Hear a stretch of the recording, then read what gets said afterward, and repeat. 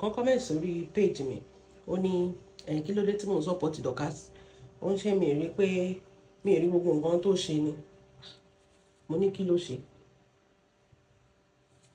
ó ní ṣèbí wọ́n declare wanted ṣèbó pààyàn kíní kan ṣe kíní kan mo ní proof wo lo ní pó pààyàn nǹkan tí bí mo ṣe béèrè náà nìyẹn ó ní ṣé tí ò bá pààyàn wọ́n máa sọ pé pààyàn ni mo ní ṣèbó sọ pé pẹ̀lú gbogbo nǹkan tó ṣe mo dẹ̀ sọ pé òkè proof wo lo ní tó fi sọ pé pààyàn ó tún sọ pé ṣé tí ò bá pààyàn wọ́n máa sọ pé pààyàn ni mo ní tó bá ti lè mú proof ẹ wá then I know that you have a proof mọ̀ pé wọ́n ní wọ́n pé èmi ò kí ń báyọ̀ dá sí yẹn.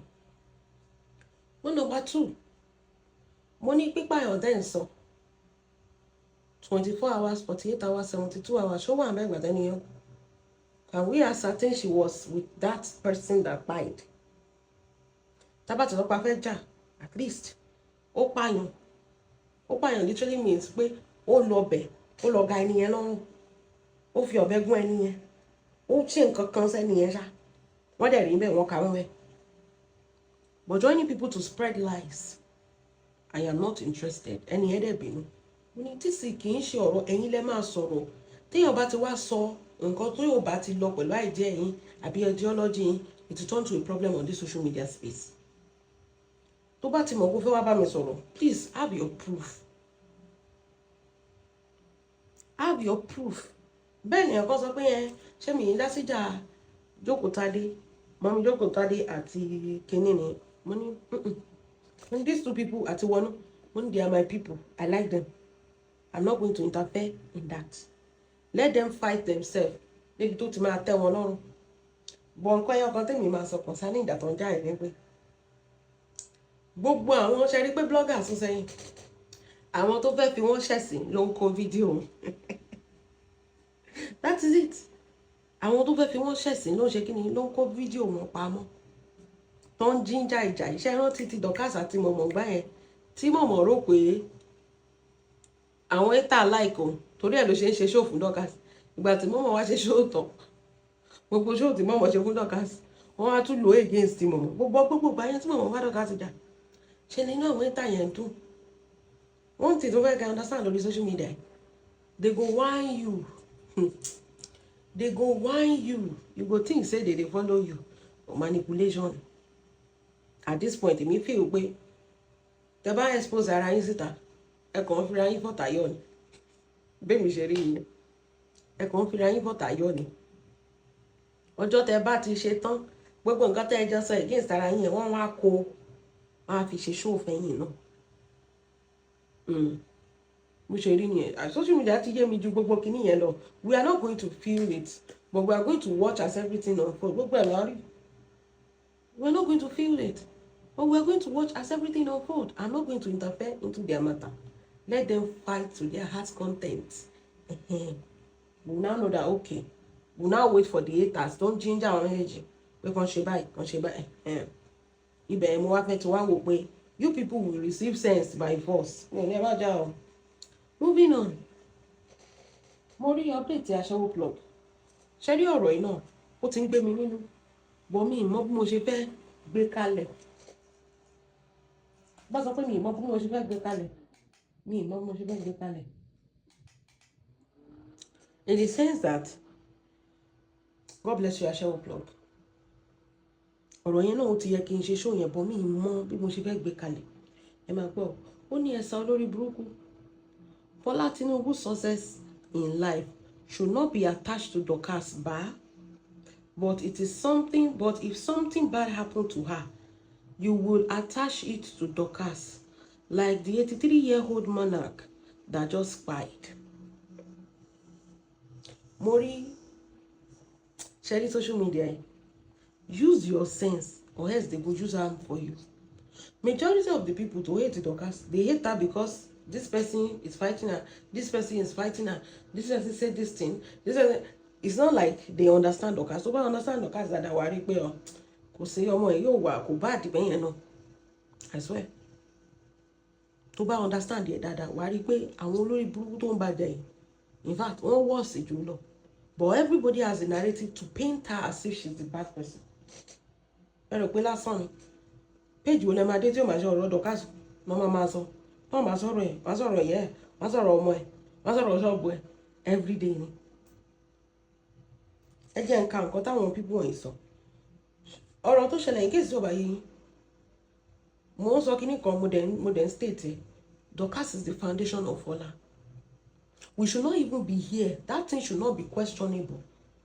If not, the way Fola portray herself, that's why the enemy are using her case to be fighting Dorcas.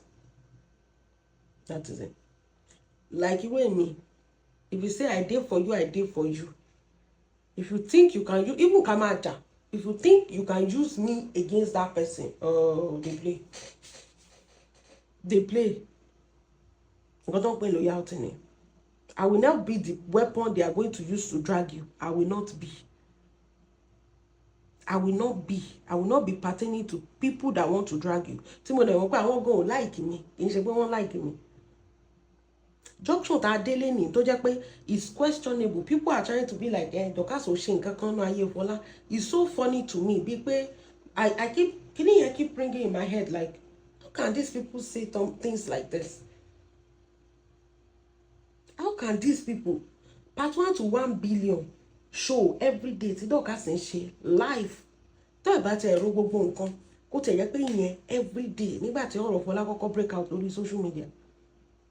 Everybody was against Dorcas. Bẹ́ẹ̀ni, every blogger. Mọ̀mọ́ yìí àtẹnujẹ ló ń ṣe lọ́dọ̀ Lizzy. Everybody was with Lizzy because wọ́n rò pé Lizzy lówó máa kó fáwọn.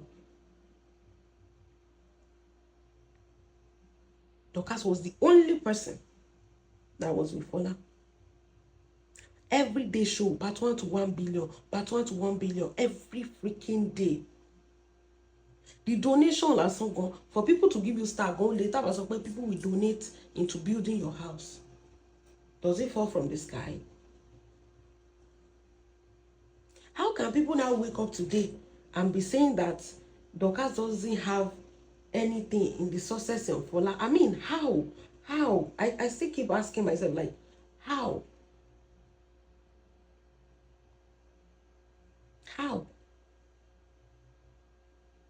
Only mo sọ pé tó gidi ò bá lanu, alangba ò lè wò gidi.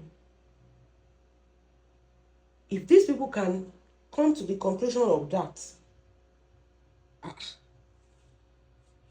ó ní nǹkan tó ń rí now. Àwọn èèyàn kì í dédé sọ̀rọ̀ now.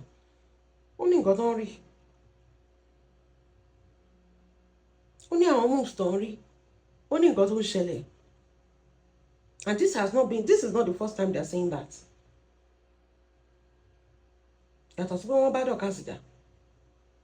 They watch every move, every action, every decision. They watch everything. But you yourself, as a person, you should have just set the record straight.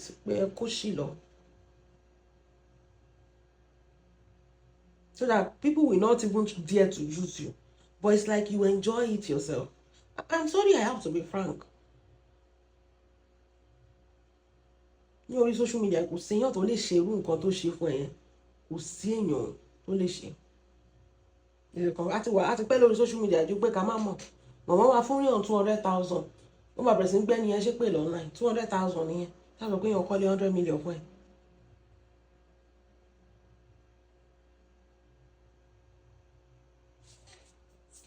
This thing is annoying. Even thinking about it, it's annoying to me. Ọmọ tó ní cancer là ń ti gbowó ẹ̀ ń jọ sí. Táǹtì òkú lẹ̀. Tí wọ́n sọ pé ẹ ṣe bí fan base mi ló dáwó. Ṣé wọ́n ló ní fans ni? She could have just done that. She could have just done that. Nǹkan tẹ́mi ń sọ ni pé first thing first. These people saying this thing is because ó fún wọn láyè láti sọ. Tó gidi ò bá lanu, alangba ò lè wo gidi. Money for good things that is happening in Fola's life, they say Dorcas is not a partaker of it. Kì í ṣe Dorcas. Kò sí wàhálà. But if anything bad happen, bírú ọba Ògùdù ń sìn, wọ́n kábíyèsí ti wàjà. ẹ̀gbọ́n nǹkan tó sọ bí kábíyèsí ṣe wà dà. Wọ́n ní we heard, I think Ojola Yolele, we heard Oba Ogudu that gave Dorcas chieftaincy title to his son don kpai. Dorcas don carry her bad luck leg enter there again. Shame no gree her update. If anything bad happen, they go drag her for it. Gini table sisi alagbo leak. Dorcas no drag. Oh no, only mother, only mentor. They were dragging her for days.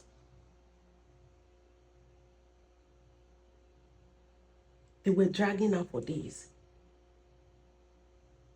Aludo got his feeling hot. Dorcas no drag. They were dragging her for days. Were they to showing? Aludo was dancing.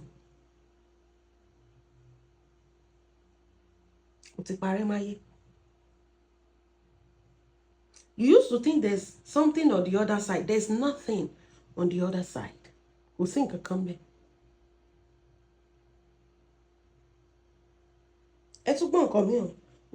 Dorcas has always wanted to take glory for Fola's achievements by herself. If she was still under you, if she was still okay, in concept you of winning, she didn't say we want to contradict around. She wants to take glory. If she was still under, that means she used to be under her. Fola used to be under Dorcas. Wọ́n ní kọ́mọ tó rìn ó máa kọ́kọ́ rá. Bẹ́ẹ̀ ni. Kì í ṣe ọjọ́ tá bá bímọ náà ló máa rìn. Only if she was still, by that you have contradicted yourself. Wípé kẹ́tẹ̀ sọ pé 1% ni Dorcas contribute sínú ayé Fola. Sórí 1% yẹn tí ò bá síbẹ̀, Fola lè má débi tó délé ni. Bẹ́ẹ̀ ni. Fola lè má ṣe kíni débi tó dé. Only if she was still under you, her life would have been over. Prediction yẹn o. Nǹkan tá a mọ̀ bóyá ó lè ṣẹlẹ̀ àbó máa ṣẹlẹ̀. But gbogbo yín tí kọ́kọ́ gbà ń sìn pé ìbẹ̀rẹ̀ pẹ̀pẹ̀ ibi tí kíní ti bẹ̀rẹ̀ tí ò bá ń ṣe ọpẹ́lọpẹ́ Ọlọ́run ọpẹ́lọpẹ́ Dorcas. Fọlọ́run ti ẹ̀ ní jẹ́ nǹkan kan according to bí Lizzy ṣe ń gbé gbogbo ẹ̀ bọ̀.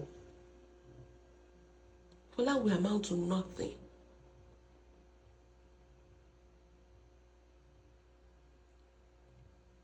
Mọ ọdún tí pé mọ̀dà dé ni. Mọ ọdún tí ọlọ. Only if she will have been, it will have been over for her now. Check others that aren't under you again. Aláṣẹdànù ọmọ òkú. Gbogbo àwọn tó fi Dorcas sílẹ̀ kò sí nǹkan tó ṣe wọ́n náà. Everybody move on with their life.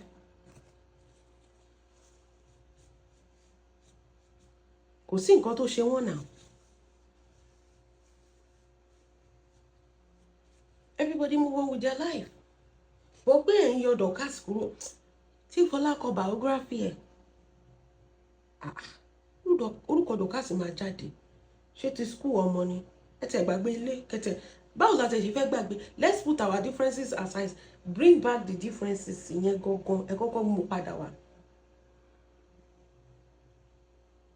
Ṣé ilé over 100 million lèèyàn fẹ́ gbàgbé? Àbí shop lóríṣiríṣi lèèyàn fẹ́ gbàgbé? What can we forget? How can we forget that?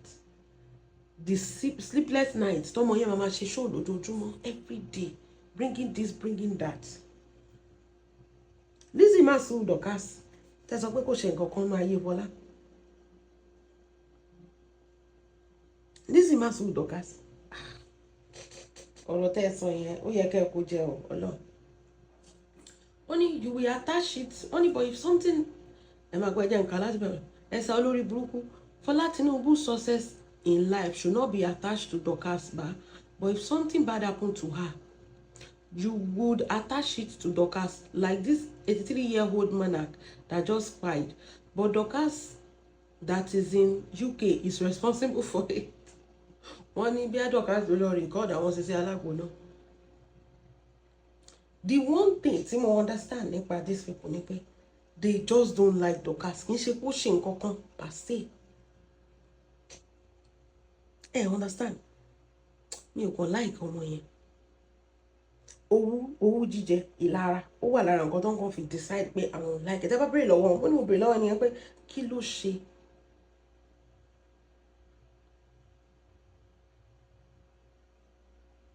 ló ṣe pàṣẹ they just don't like her wọn kì í sọ pé wọ́n ń jowó ẹ̀ bí a tó bá fún ní owó ọmọ wọ́n jowó yẹn tó bá fún ní star wọ́n jowó yẹn wọ́n ń jowó ẹ̀ ni.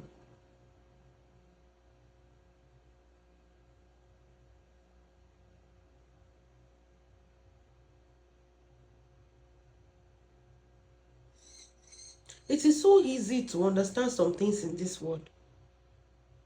And if you don't want to understand it, it's now your choice. Ọmọ yẹn ò burú bó ṣe ń sọ. Tẹ́ bá farabalẹ̀, tẹ́ bá wò ẹ máa rí pé kì í ṣe in fact nǹkan ló sì dáa jù láàrin gbogbo wọn. Nǹkan ló sì dáa jù láàrin torí òun jẹ́ nǹkan tó jẹ́ pé tó bá ti dúró tì ẹ̀ nìyẹn àfi tó bá ti fọkàn. Àwọn tó kù wọ́n ní Dorcas tó wà UK ló pa ọba Ògùdù àgbàlagbà 83 tó wàjà lánàá Dorcas ló pa. Ẹ máa gbọ́ o ẹ̀sán ọ̀bàyéjẹ́ o ò ní gbádùn ẹ̀sán olórí burúkú o ò ní jèrè ìyá rílí mọ̀mọ́ tó ń pèèyàn ní gbọ́mọgbọ́mọ báwo lọ̀rọ̀ rílí ṣe jẹ́. Ọlọ́run kò yẹ kí mọ̀mọ́ wa sọ̀rọ̀ lórí social media. Báwo ni ọ̀rọ̀ rílí báwo ló ṣe jẹ́. Wọ́n ní a ó fi ojú ọ̀nà Ọlọ́run Yorùbá o àgbẹ̀ ò ní dalẹ̀ nítorí pé ẹni òfò ẹni àdánù aláyébàjẹ́ awáyé pòṣùpọ̀ awáyé má ṣe rere àgbà jàtìjàtì ni ẹ́. Jealousy and envy of other people's children achievement.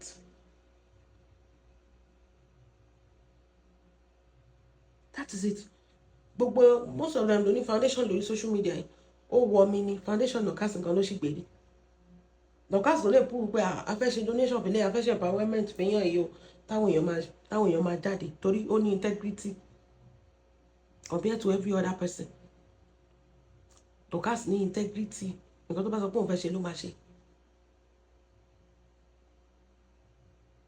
Ó ní compassion fáwọn èèyàn ó ń ṣe kò fojú pààyàn rẹ̀ kò sọ pé òun nìkan òun ti débi báyìí ó dẹ̀ tún lówó jù wọ́n lọ bọ̀ torí pé wọn ò mọ nǹkan tó wọ̀t wọ́n mọ̀ pé ó wà lọ́wọ́ ẹ̀ kò dẹ̀ kí ń pariwo kí ń gbéraga mọ̀mọ́ dàrí gbogbo ariwo ni òní ṣé ló máa dàbí tó bá ń lago church tó bá máa kó gbogbo rádàràdà yẹn sọ́wọ́ ṣé ó nílé ìlú òyìnbó ni rí 18 karat lélẹ̀ 100 karat lélẹ̀ bí mọ̀mọ́ ṣe máa sọ ni ọmọ yẹn ò ń display anything very very humble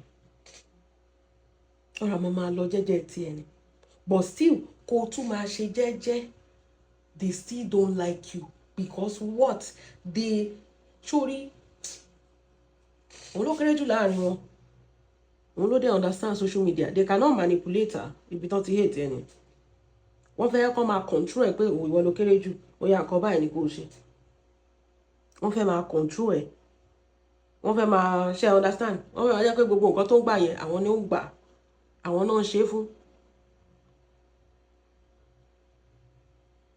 ìlara. Wọ́n ní mọ̀mọ́ rílí wọ́n ní you are always jealous and envious of other people's children achievement as you dey downplay Dorcas achievement àwọn useless disclaim born bastard born throwaway children Ọlọ́run wọ́n máa láyé lórí ẹ̀wò ìwọ ìka lọ́mọ ejò ìyá àjàrà àbúkà ó jà ti yẹyin Yorùbá yẹn ó lágbára mi lè ka Yorùbá aṣẹ́wó blog Yorùbá yẹn no easy but you get the memo. The issue is the achievement. Tí Dorcas bá sọ pé ẹjọ́ ẹ fún wa ní kíní o afẹ́ṣẹ́ parent fẹ́yàn yìí o wọ́n sọ pé àmọ́ mi wà kan ti fún wa 5 million orí mọ̀mọ́ á tún gbóná wá àǹtí wa kan ti fún wa ní 10 million orí mọ̀mọ́ á tún gbóná orí mọ̀mọ́ á tún gbóná wá.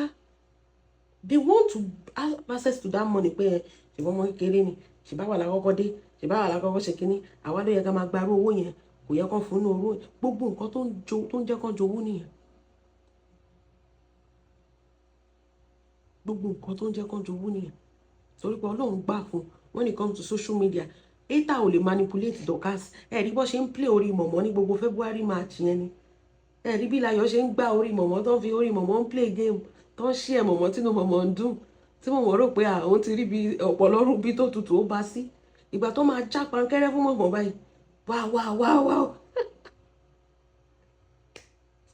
wọ́n fi ayẹ ẹ̀ṣẹ̀ sí gan because ó kàn pẹ̀lú orí social media ni kò understand social media tó ń bẹ́ kiri bẹ́ síbí bẹ́ sọ̀hún bẹ́ sí wọ́n kàn fi ń ṣẹ̀sìn they know that Dorcas go náà sọ lórí Facebook they know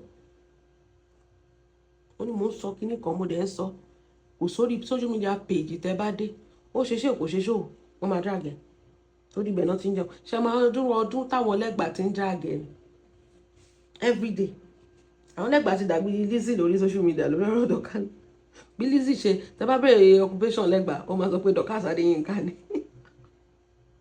àti straight from the heart tẹ́ bá bẹ̀rẹ̀ lọ́wọ́ Lizzy kí ni occupation Ìyábọ̀ Òjó tẹ́ bá bẹ̀rẹ̀ lọ́wọ́ lẹ́gbàá àtàwọn ọmọ ayé Dorcas Adéyínká ní occupation